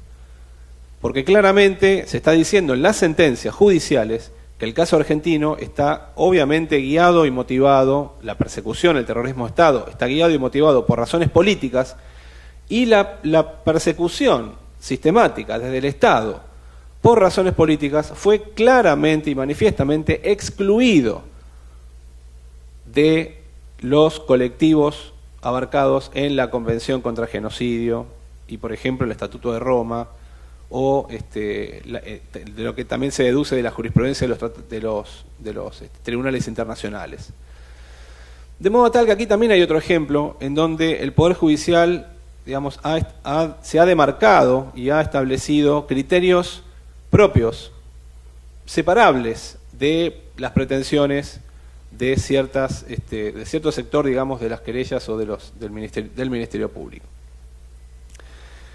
Lo mismo ocurre con algunas imputaciones que se han presentado con todo derecho y de forma muy rigurosa para que se extiendan las calificaciones de secuestros y torturas también a los homicidios o los presuntos homicidios a partir de la desaparición física de víctimas que estaban cautivas en los centros clandestinos, ¿verdad? Bueno, es un reclamo absolutamente legítimo de los fiscales, de los familiares de las víctimas, de los querellantes. El Poder Judicial, los jueces, los tribunales orales, en ese sentido, estamos rechazando esos planteos de también incriminar, además de por secuestros y torturas, también por los homicidios, por la orfandad probatoria con la que nos encontramos para lo que es este último núcleo duro de la represión ilegal, que es la gran deuda pendiente que tenemos en las investigaciones judiciales. Las investigaciones judiciales en Argentina, hasta el día de hoy, insisto, investigaciones judiciales, no me refiero a investigaciones periodísticas o relatos de sobrevivientes o investigaciones, no sé, históricas. En las investigaciones judiciales se ha logrado reconstruir la mecánica sistemática de los secuestros, la actividad de los grupos de tareas, se ha logrado reconstruir la vida cotidiana dentro de los centros clandestinos de detención y tortura, a partir sobre todo del relato de los sobrevivientes, pero no hemos logrado hasta ahora reconstruir históricamente cómo ha sido el último tramo, el tramo final de la represión ilegal, que era lo que eufemísticamente se denominaban los traslados. Los cautivos, en ciertos días, eran retirados de los centros clandestinos con distintas excusas, con distintas referencias, y eran llevados, transportados a otros sitios, a otros lados, y ahí no sabemos prácticamente nada de este último tramo. No sabemos quiénes los llevaban, cómo los llevaban, dónde los mataban, quiénes eran los que los mataban, en qué circunstancias, de modo, tiempo, lugar. Prácticamente no sabemos nada. ¿Por qué no sabemos nada? Porque del traslado nadie regresó. No tenemos testigos, no tenemos sobrevivientes. Los únicos que pueden darnos referencias sobre este último tramo, que es el tramo del exterminio físico, son los propios perpetradores. Y ellos, nadie a lo largo y del ancho del país ha hablado, por lo menos en las investigaciones judiciales en Argentina. Y esto entonces es la gran deuda pendiente y tal vez un desafío enorme que tenemos de aquí en adelante para ver si podemos correrle el velo a esta última etapa. Pero entre tanto esto siga siendo así, vamos a seguir en una fuerte tensión entre los jueces y algunos fiscales y algunos querellantes, porque los jueces consideramos que respecto de esto todavía no tenemos lamentablemente la prueba suficiente para extender esas imputaciones de homicidios a los que participaban en distintos ámbitos o distintas tareas o roles en los centros clandestinos de detención. También quiero hacer alguna referencia, aprovechando el público que tenemos aquí en este acto, a un tema que refirieron Ana Oberlin y Jorge Aguad, que es la sorprendente pervivencia en muchos ámbitos de la opinión pública y de los medios de comunicación, yo diría hasta de la cultura en Argentina, la pervivencia de estos discursos de los dos demonios, de la guerra sucia, del enfrentamiento, cuya derivación más preocupante es la demanda o la exigencia de ciertos sectores de que así como se está juzgando a los autores y cómplices del terrorismo de Estado, también debería juzgarse a los miembros de las organizaciones terroristas o armadas que llevaron adelante atentados en aquellos años de los 70. Este es el argumento o la consigna.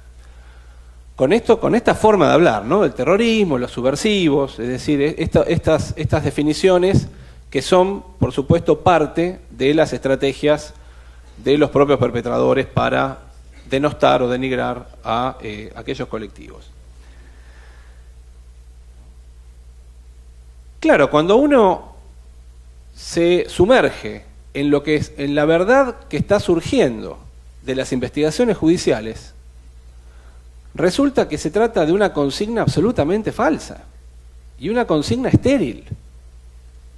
Porque si hay algo que está surgiendo de las investigaciones judiciales sobre terrorismo de Estado a lo largo y a lo ancho del país, es que la enorme mayoría de los integrantes de aquellas organizaciones armadas y sus supuestos cómplices, quienes los apoyaron, las organizaciones de superficie, los que tenían ciertas simpatías, los que comulgaban de una u otra manera con un pensamiento de izquierda progresista, fueron todos perseguidos, fueron todos secuestrados, torturados, asesinados.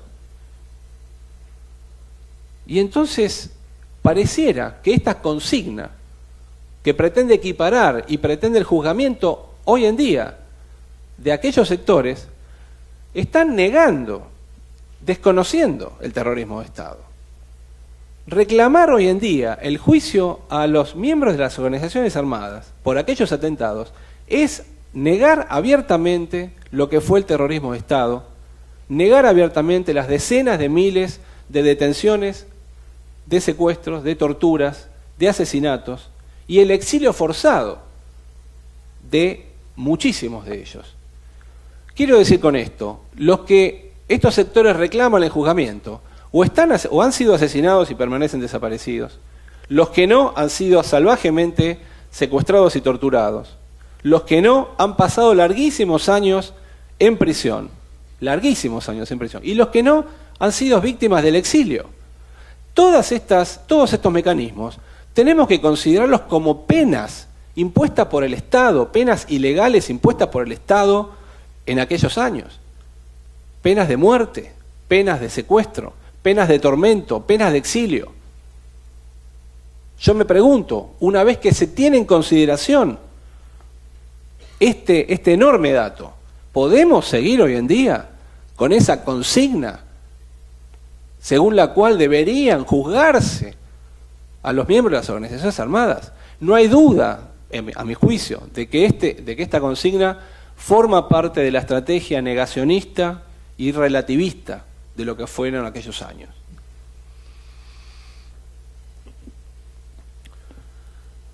Dos cosas más antes de terminar con el tiempo que tengo asignado. No se habló acá todavía, pero me parece que es importante dejar en claro una cuestión.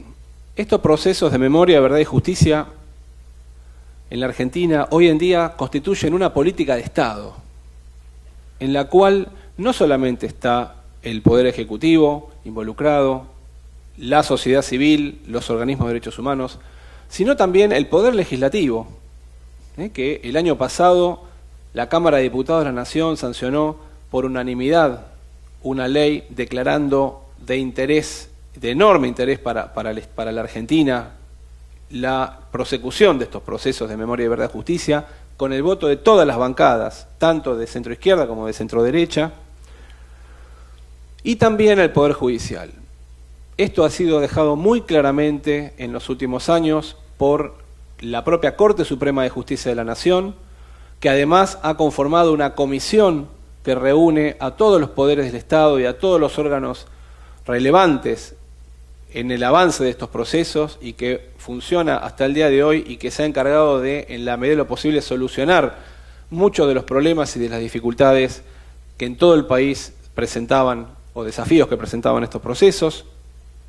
De modo que esto también me parece que es algo muy importante, porque esta política de Estado no es otra cosa que una respuesta contundente a las demandas de la comunidad internacional, que exigieron durante décadas que la Argentina, de una vez por todas, se hiciera cargo con verdad y justicia de su pasado reciente de terrorismo de Estado.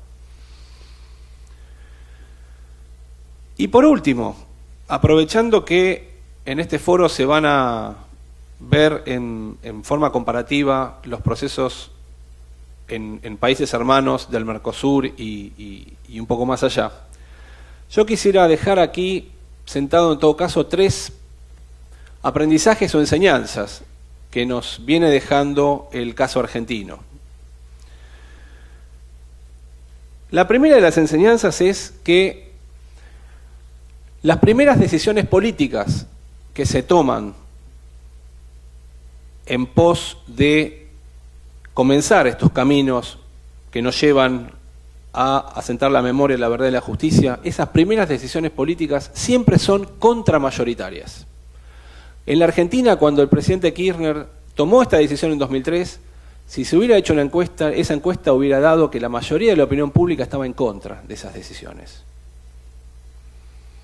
¿Por qué es esto así? Porque las dictaduras dejan tras de sí su verdad y su historia oficial, negacionista o relativista del terrorismo de Estado. Esta estrategia de todas las dictaduras queda latente y desarrollándose en la cultura post-dictatorial. Así fue en la Argentina hasta el año 2003. Entonces, hay que tener conciencia de este primer obstáculo, formidable obstáculo, que es que las primeras decisiones en este sentido siempre van en contra de las opiniones públicas que están delineadas de acuerdo a las pretensiones de las dictaduras cuando abandonan el poder. La segunda de las enseñanzas, por lo menos a partir de lo que fue el caso argentino, es clave el acompañamiento de estos procesos de parte del máximo tribunal penal del país. El Supremo Tribunal de Justicia, la Corte Suprema del Estado de que se trata, tiene necesariamente que estar convencido y acompañando estos procesos. De otro modo, el Poder Judicial se convierte en un obstáculo prácticamente insalvable para todas las políticas de verdad y de justicia. En la Argentina también pasamos por esto.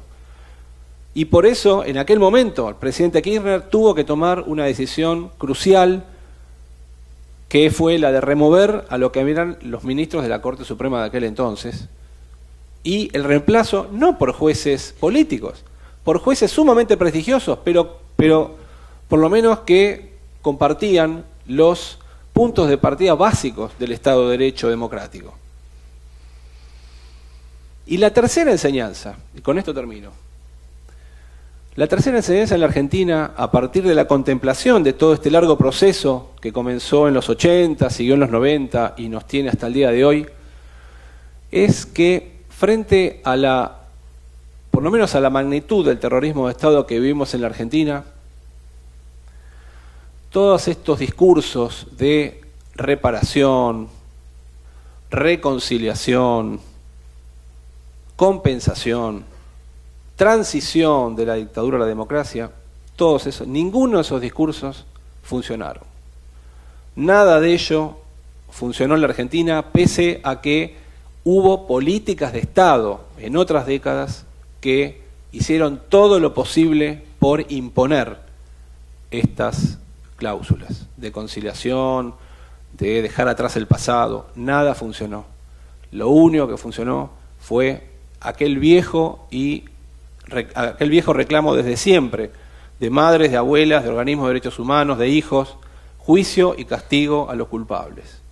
En eso estamos.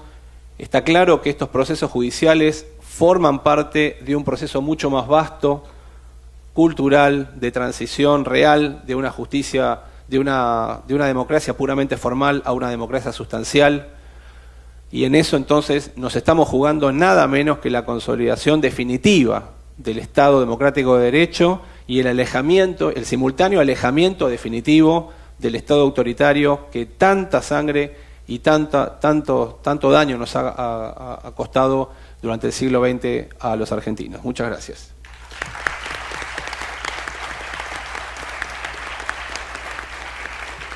Panelistas, y vamos a abrir una ronda de preguntas. Tenemos 15 minutos. Pedimos que pidan la palabra. Verónica Torres tiene el micrófono.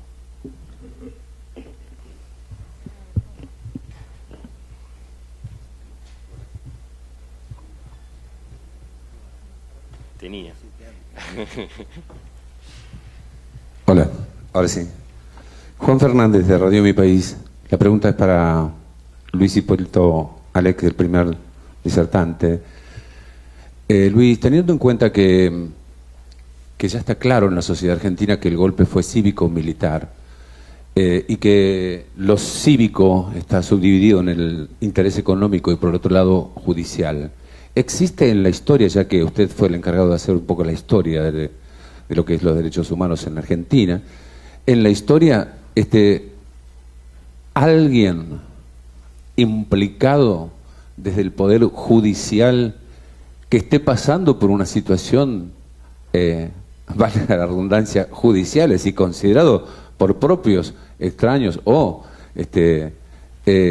aclarando esa situación, ya que en lo económico hay algunos que están como detectados, pero en lo judicial específicamente, que yo tenga conocimiento, no tenemos a nadie. Esto hacia atrás. Y para adelante, dentro de este programa de memoria en movimiento, tienen proyectado, o no sé si pertenece al grupo, proyectado este tipo de consideración con relación a ese poder judicial connivente con ese golpe militar. Tomamos 3 preguntas y hacemos una ronda de 3 preguntas primero.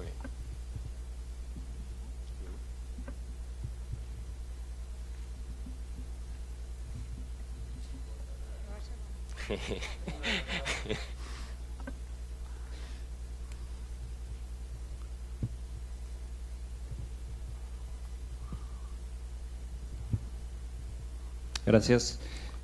Para el juez Rafecas, quería saber cuáles son las dificultades jurídicas que hay para avanzar en el juzgamiento de, digamos, de los actores civiles, de los participantes civiles de la dictadura, particularmente en casos como el del Ingenio Ledesma o el de Mercedes-Benz, empresas que han sido, digamos, partícipes activos en la represión. Sí, una pregunta más y... Sí.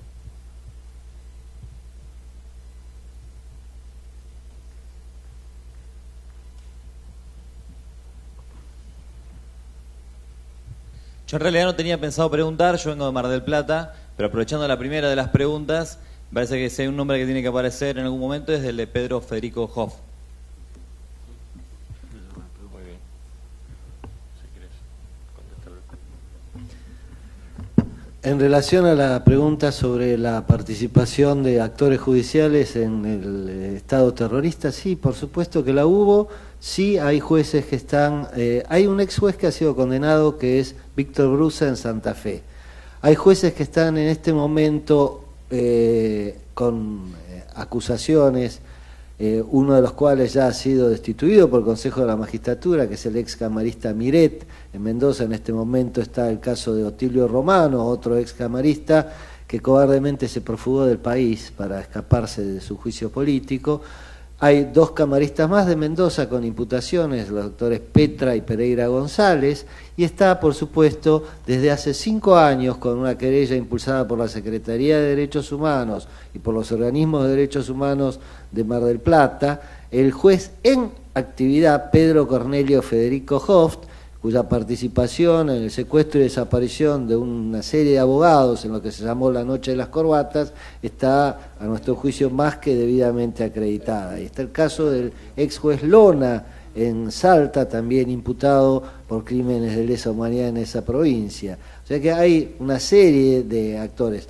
Pero al mismo tiempo, dentro de lo que es la mecánica de los juicios, es decir, hay que tener en cuenta que los juicios estuvieron prácticamente casi 20 años suspendidos. En la medida en que se han reanudado y que se llevan adelante los procesos, van surgiendo otros actores que hasta ahora no aparecían identificados, otras participaciones y otras responsabilidades, entre ellas, por supuesto, la de muchos ex magistrados y funcionarios del Poder Judicial que tuvieron una activa participación en el proceso. No quiere decir, por supuesto, que todos hayan sido así, pero sí que hay una fuerte tendencia a identificar, sobre todo en lo que fue la justicia federal en la época de la dictadura, una participación activa en el proceso represivo. Y también esto tiene que ver con algo que se señaló y que lo señaló también el fiscal Aguad, ¿no? La falta de renovación que hubo en el Poder Judicial a partir de 1983 en adelante, recién los procesos de selección y actualización, y dentro de esos procesos de selección el requisito de un compromiso efectivo con la democracia y los derechos humanos, podría decir que es una cuestión casi nueva en la selección de magistrados. Por eso el cambio de la Corte Suprema que señaló el juez Rafecas, impulsado a partir del decreto 222, ¿no? Por el presidente Kirchner, fue un hito fundamental en todo esto. Pero es cierto que el Poder Judicial es tal vez por su composición el más conservador de los poderes y donde menos se ha tenido lugar una renovación plena, ¿no? Como decía un jurista chileno, Eduardo Novoa Monreal, en estos casos el derecho opera como un obstáculo al cambio social, ¿no? Sobre eso también, por supuesto, que hay que trabajar. Pero el proceso de memoria, verdad y justicia tuvo, desde 2013 en adelante, la característica que también ha servido para fortalecer las instituciones democráticas y para poner en evidencia a aquellos actores de esas instituciones que, lejos de fortalecer la democracia, operan en contra de ella. Esto también en el Poder Judicial, ¿no? Un temita por lo de Hoff, quiero aclarar. Hace alrededor de 25 días ya se presentó el requerimiento de instrucción en Mar del Plata y todavía el juez no proveyó esa presentación. Quiero también aclarar algo. Cuando uno habla del Poder Judicial, en rigor de verdad está hablando del sistema judicial, en los cuales también hay fiscales. no todos los fiscales responden a las expectativas que uno tiene con respecto a la actuación en las causas de los crímenes de la dictadura. Es decir, hay fiscales que también tienen sus propios obstáculos, o son ellos mismos obstáculos para incoar estas acciones. Nos costó mucho la causa de Hobbs incluso, y ahora estamos esperando que el juez provea esta presentación. Incluso digamos que ya el juez ya viene en mora para proveerla. Obviamente necesitamos, probablemente en el curso de esta semana tengamos un informe a ver si el fiscal presentó los correspondientes pronto despacho. O sea, este es el último dato que tengo sobre la causa. Quiero agregar una sola cosa. También hay jueces de menores que están involucrados en casos de apropiación de niños que han sido procesados. Me parece que no es menor porque es lo que más dificultades nos cuesta, sobre todo en los lugares pequeños. Hay uno en San Nicolás, hay otro en la ciudad de Santa Fe, y ambos tuvieron una participación activa en la privación de la identidad de 2 niños que fueron apropiados. Perdón, para finalizar, también hubo fiscales imputados, algunos de los cuales le fue beneficiado, entre comillas, por el punto final biológico, como en el caso de Flores Leyes en el Chaco, que falleció antes de... Esa causa penal se la promoví yo como fiscal en el Chaco por los crímenes de la famosa masacre de Margarita Belén. Bueno, y respecto de la segunda pregunta, en principio, desde el punto de vista del Código Penal, de la posible participación de civiles, no hay ningún impedimento a la vista que obstaculice, digamos, que se puedan formalizar imputaciones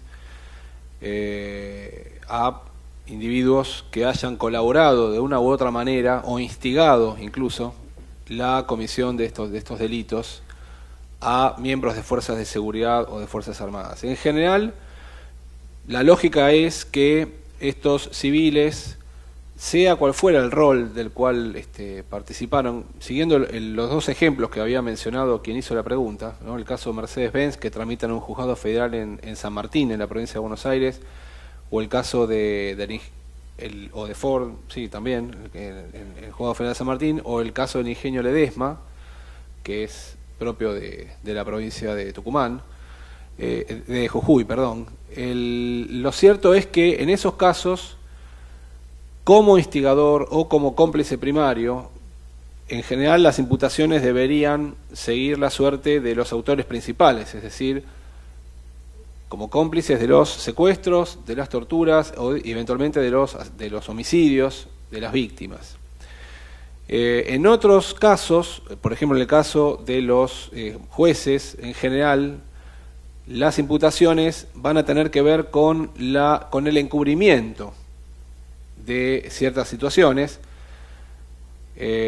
o el incumplimiento de los deberes de funcionario público, a no ser que se demuestre, como se ha demostrado en más de un caso, que los jueces o fiscales participaban durante los interrogatorios, asistían a los interrogatorios bajo torturas, en cuyo caso entonces la calificación legal pasa a ser mucho más grave, porque pasa a ser en todo caso un coautor directamente de la detención ilegal y de los tormentos. En general, respecto a los civiles, habría 2 cuestiones más para decir. La primera es que, por una cuestión lógica, en todos estos años las investigaciones judiciales se enfocaron en identificar, detener, procesar y condenar a los autores directos, es decir, Abal Medina en el panel anterior decía el enorme sentido de injusticia que es cruzarse en la calle con quien había detenido, con quien había torturado, con quien había asesinado, pero no hay duda que la etapa de los civiles está comenzando, y con todas estas discusiones, con todo este encuadre, y que seguramente en los próximos años va a haber muchas novedades también en las investigaciones judiciales respecto de estos temas. Y la otra cuestión es que no tenemos que olvidar, desde el punto de vista probatorio, que el aparato de poder que llevaba adelante la represión ilegal era clandestino, había pasado de la clandestinidad, y entonces a los fiscales y a los jueces nos va a costar, pero hay que intentarlo y lograrlo por todos los medios posibles, probar el dolo, el conocimiento de parte de esos civiles de que estaban encubriendo o colaborando con alguno de los aspectos de lo que era el aparato clandestino, ¿no? Entonces, esta dificultad probatoria va a estar siempre en la discusión en estos casos, la prueba del dolo de parte de los civiles. Una aclaración, en la causa de Ingenio Ledesma ya se pidió la indagatoria de los Blaquier, ¿eh? La Fiscalía ya pidió. Tenemos otra ronda de preguntas, 3 preguntas. Y después, allá. Sí, ¿qué tal? Buen día. Para Ana, una pregunta así como general.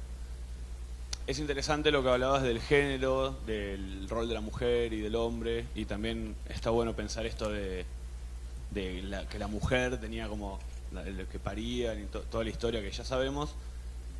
Y está bueno también esto cuando uno piensa en género, es el lugar que ocupan las madres y las abuelas, y por otro lado la poca investigación que es medio reciente también de los padres de Plaza de Mayo. Digo, como toda esa historia de género es muy interesante. Ahora la pregunta es, ¿hay conocimiento o hay historia o hay algo por donde investigar en el rol de la mujer, si es que la hay, del otro lado, digamos, en la movida militar de algún lado? O sea, ¿qué se puede ver? ¿Qué se puede pensar desde ese lado?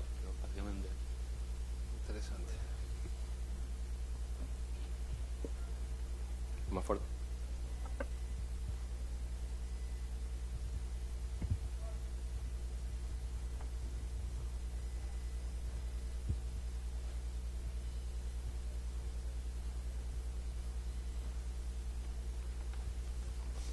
Hola, ahí está. Soy sobrina de Abelino Bazán, mi nombre es Dina Cardoso, desaparecido de Jujuy. De acuerdo a lo que usted comentaba, que ya estaba hecha la indagatoria, o el pedido de indagatoria para la familia Blaquier, que son los dueños del Ledesma, del Ingenio. También está el tema de la causa de Olivera Pastor, que reparte o divide el juicio, por decirlo de alguna manera, porque ni siquiera es un juicio público, en varias partes. Está dividido en 3 partes y después subdividido otra vez más. ¿Eso tiene algún motivo en particular? ¿Existe una falencia en el juicio o por qué no se hace público, como para que podamos los familiares asistir? Gracias. Tomamos otra pregunta más y ya cerramos. Sí, para el juez Rafecas, mi nombre es Nicolás González, de Radio Rebelde. La pregunta es por qué la justicia utiliza la figura de persecución política para no condenar por genocidio, cuando el terrorismo de Estado no fue solamente dirigido a una persecución política, sino a aplicar un modelo económico-social que afectó a todo el pueblo argentino. Muy bien. Sí, se usa, ¿no? Bueno, primero quiero hacer una pequeña aclaración porque no quiero que quede una idea errónea desde mi punto de vista, que es respecto de lo que dijo Daniel en relación a las imputaciones por homicidios en los casos de desapariciones. Hay varias jurisdicciones en las cuales no solamente los jueces de instrucción han avanzado en ese sentido, a pesar de que no se encontraron los cuerpos, sino que hay condenas incluso. Esto lo quiero aclarar porque me parece que no es correcto que les quede la idea de que como no hay cuerpo no se puede imputar por homicidio. Hay muchos jueces que tienen una opinión contraria a la del juez Rafecas, principalmente en la ciudad donde yo trabajo de manera principal, que es la ciudad de Rosario. Respecto de lo que vos preguntaste, me parece súper interesante. Vos, a ver si lo entendí bien, respecto de las victimarias me estás preguntando, de mujeres. Sí, no hay una cuestión tan masiva, porque la mayoría eran hombres. En las Fuerzas Armadas principalmente eran varones los involucrados. Hay algunos muy pocos casos. Hay algún personal del servicio penitenciario, mujeres acusadas.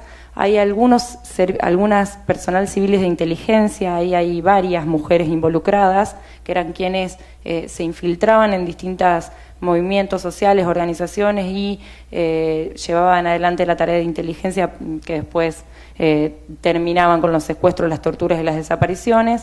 Y hay algunas personal de policía y personal de policía de menores respecto de casos de apropiación.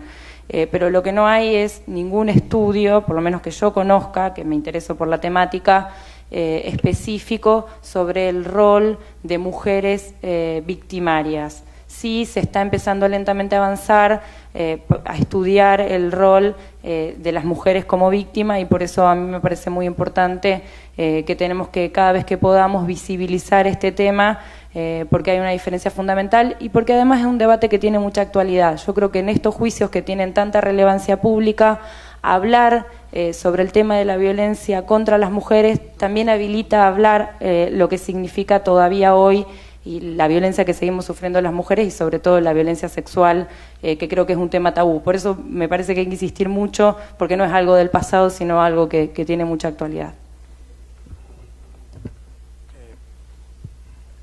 Bueno, el caso de Olivera Pastor, en realidad es uno de los casos más emblemáticos de cómo opera un poder judicial cómplice de la impunidad. Fue el primer juez que en la Comisión Interpoder nosotros convocamos para que nos diera explicaciones de por qué no llamaba indagatoria a una serie de imputados. Se resistía incluso a cualquier tipo de propuesta de la Fiscalía para concentrar las causas y poder avanzar en la investigación.